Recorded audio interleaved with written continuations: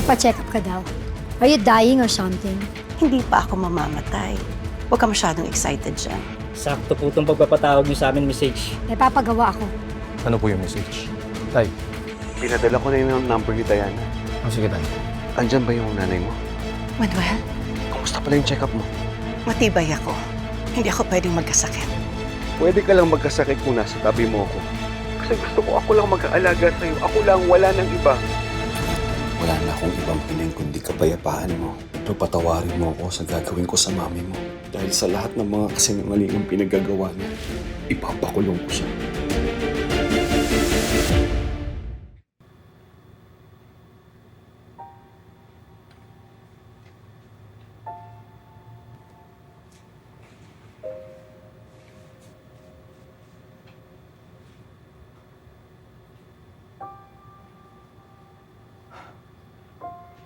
Velma. Ano ba yung ginagawa mo? Naghahanda ka na ba sa kamatayan mo? Just to be sure. Baka kasi pareho yung magiging diagnosis ng pinsan mo na neurologist. At kung kailangan na tanggalin yung tumor ko, kailangan ko ihanda yung mga bata para sa posibleng mangyayari. Velma, pwede ba? Huwag mo muna i-entertain yung takot. Wala pa naman tayong ginagawa eh. Death agad ang iniisip mo. Hindi mo pwedeng naging successful yung operation, tapos nagpapagaling ka, tapos magiging masaya. Makinig ka muna. Nagdasal ako kagabi. Hinihiling ko na sana gumaling yung tumor ko. Lumiit. At kung kailangan tanggalin, magiging ligtas yung operasyon at hindi cancerous. Pero habang nagdadasal ako, na-realize ko na darating din naman yung panahon na iiwan ko sila. Kaya kailangan ko pa rin silang ihanda. Yung mga iiwan ko, gaya ng bahay, laman ng bangko, yung mga investments ko, itong FFP, kailangan kong maiayos para anytime naka-prepare ng lahat. Baka mamaya pag-awayan pa nila to eh. Pag nawala ako. Noah, huwag mong isipin na nagpapatalo ako sa tumor na to.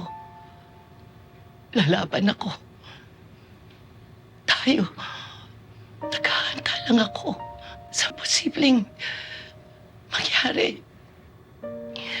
Gusto ko lang ma-secure ang kinabukasan ng mga anak ko.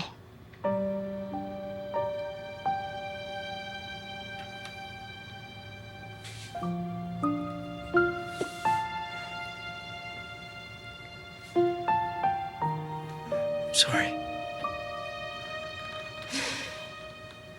Sorry if I misjudged you. Nakalimutan ko na. Hindi ka nga pala basta-basta nagpapatalo.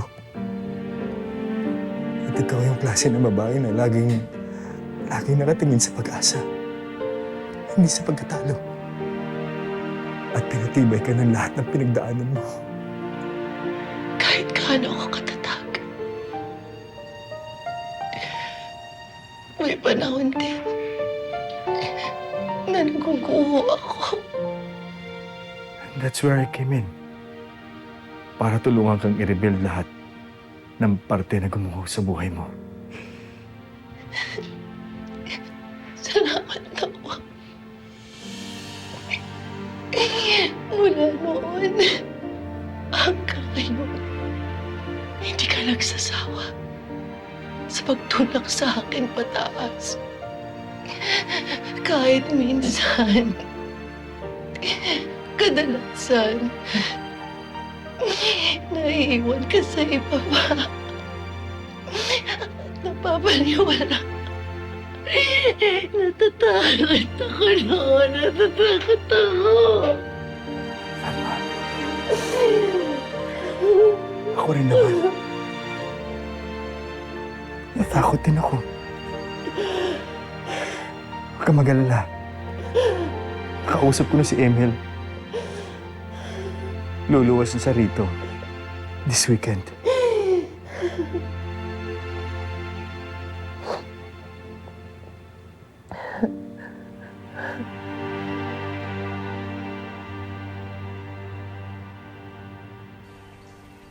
Nakahanap ka na ba ng promo fare, Alice? Yes, kaya lang hindi direct flight eh. Manila, Hong Kong, Calgary lang. That's okay. I-book mo na. Are you sure? Paano mo mapapapayag si Manuel? Ako nang bahala kay Manuel. Sige na. Thank you. Pabiyahe kayo ni Alice? Tayo. Taiwan, remember? Di ba sinabi ko na hindi ako sasama? Manuel, I'm trying here. I'm trying really hard para maayos ang relasyon natin. Makisama ka naman. Baka naman pwedeng subukan mo rin. Mag-effort ka man lang. Tina Hazel. Ito na lang pwede mangyari sa atin. Tumira sa iisang bubong. Pagkaya na napag-usapan. So para sa'yo, part lang din ng deal ito.